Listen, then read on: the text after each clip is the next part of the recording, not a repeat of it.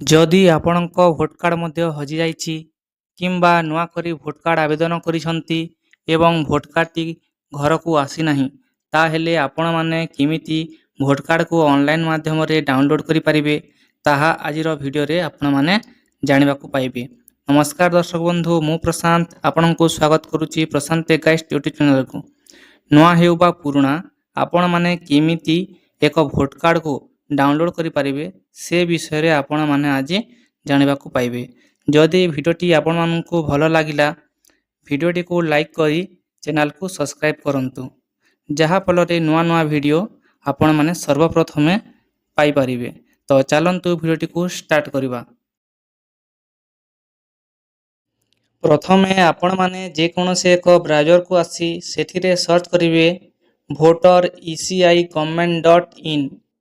ସେଥିରେ ଆପଣମାନେ ଦେଖିବେ ଭୋଟର ସେବା ପୋର୍ଟାଲଟି ଆପଣଙ୍କର ଖୋଲିଯିବ।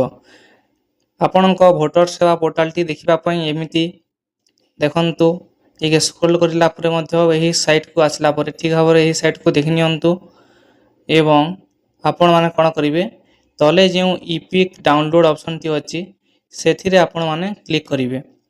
ସେ ଅପସନରେ କ୍ଲିକ୍ କରିସାରିଲା ପରେ ଆପଣଙ୍କ ମୋବାଇଲ ନମ୍ବର ବା ଇପିକ୍ ନମ୍ବରଟି ମାଗିବ। ସେଥିରେ ଆପଣଙ୍କ ରେଜିଷ୍ଟର ମୋବାଇଲ ନମ୍ବର କିମ୍ବା ଇପିକ୍ ନମ୍ବର ବା ଭୋଟର କାର୍ଡ଼ ନମ୍ବରଟି ଆପଣ ସେଥିରେ କ'ଣ କରିବେ, ଦେବେ। ଭୋଟ କାର୍ଡ଼ର ନମ୍ବର ବା ମୋବାଇଲ ନମ୍ବରଟି ଦେଲା ପରେ ତଳେ ଯେଉଁ କ୍ୟାପଚାଟି ଅଛି ସେହି କ୍ୟାପଚାରେ ଆପଣ ଯେଉଁ କ୍ୟାପଚାଟି ଫିଲ୍ଅପ୍ କରିଦେବେ ଏଣ୍ଟର କ୍ୟାପଚାରେ ଫିଲ୍ଅପ୍ କରି ସାରିଲା ପରେ ଆପଣମାନେ ରିକ୍ୱେଷ୍ଟ OTPରେ ଆପଣମାନେ କ'ଣ କରିବେ, କ୍ଲିକ୍ କରିବେ। ତାପରେ ଆପଣମାନେ ଯେଉଁ ନମ୍ବରଟି ଦେଇଥିବେ ସେହି ନମ୍ବରରେ OTP ଆସିବ ଏବଂ ଏ OTPଟିକୁ ସେଠି ଫିଲ୍ଅପ୍ କରି ସାରିଲା ପରେ ଭେରିଫାଏ ଆଣ୍ଡ ଲଗ୍ଇନ୍ ଅପସନରେ ଆପଣମାନେ କ୍ଲିକ୍ କରିବେ। ତ OTP ଦେଇ ସାରିଲି, ତାପରେ ଭେରିଫାଏ ଓ ଲଗ୍ଇନ୍। ତାପରେ ଏମିତି ଏକ ୱେବସାଇଟଟି ବା ଏମିତି ଏକ ସାଇଟ୍ ଖୋଲିଯିବ। ଇପିକ୍ ନମ୍ବର, ଯଦି ଆପଣଙ୍କ ଆଗରୁ ଭୋଟ କାର୍ଡ଼ଟି ଅଛି ଆପଣମାନେ ଇପିକ୍ ନମ୍ବରରେ କ୍ଲିକ୍ କରିବେ। ଯଦି ଆପଣମାନଙ୍କର ଭୋଟ କାର୍ଡ଼ ନାହିଁ ଏବଂ ନୂଆ ଆବେଦନ କରିଛନ୍ତି ତାହେଲେ ଫର୍ମ ରେଫରେନ୍ସ ନମ୍ବରରେ ଆପଣମାନେ କ୍ଲିକ୍ କରିବେ। ତ ମୋର ଭୋଟର କାର୍ଡ଼ ଅଛି, ତେଣୁ ମୁଁ ଇପିକ୍ ନମ୍ବର କ୍ଲିକ୍ କରିଲି ଏବଂ ନିଜର ଇପିକ୍ ନମ୍ବର ବା ଭୋଟର ନମ୍ବରଟି ସେଥିରେ ଦେଲି। ତାପରେ ତଳକୁ ଦେଖିପାରିବେ ଷ୍ଟେଟରେ ଆପଣମାନେ ନିଜର ରାଜ୍ୟର ନାମଟି ଦେବେ। ସେ ଏରୋରେ କ୍ଲିକ୍ କଲେ ଓଡ଼ିଶା ଆସିଯିବ ଏବଂ ସର୍ଚ୍ଚ ଅପସନକୁ କ୍ଲିକ୍ କରିବେ। ସର୍ଚ୍ଚ ଅପସନରେ କ୍ଲିକ୍ କରି ସାରିଲା ପରେ ଆପଣଙ୍କର ସାଇଟଟି ଓପନ୍ ହୋଇଯିବ, ଯେଉଁଥିରେ କି ଆପଣମାନଙ୍କର ଭୋଟ କାର୍ଡ଼ଟି ଡାଉନଲୋଡ଼ କରିବାର ଅପସନଟି ଆସିବ।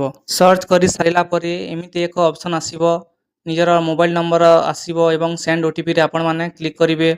ସେଣ୍ଡ OTPରେ କ୍ଲିକ୍ କରିସାରିଲା ପରେ ନିଜର ମୋବାଇଲ ନମ୍ବରକୁ ଆଉ ଗୋଟିଏ OTP ଯିବ ଏବଂ ସେହି OTP ଦେଲା ପରେ ଆପଣମାନେ କ'ଣ କରିବେ, OTP ଦେଇ ସାରିଲା ପରେ ଭେରିଫାଏରେ ଆପଣମାନେ କ୍ଲିକ୍ କରିବେ। ଭେରିଫାଏରେ କ୍ଲିକ୍ କରିସାରିଲା ପରେ ଆପଣଙ୍କର ଅପସନଟି ଆସିଯିବ ଡାଉନଲୋଡ଼ ଇପିକ୍।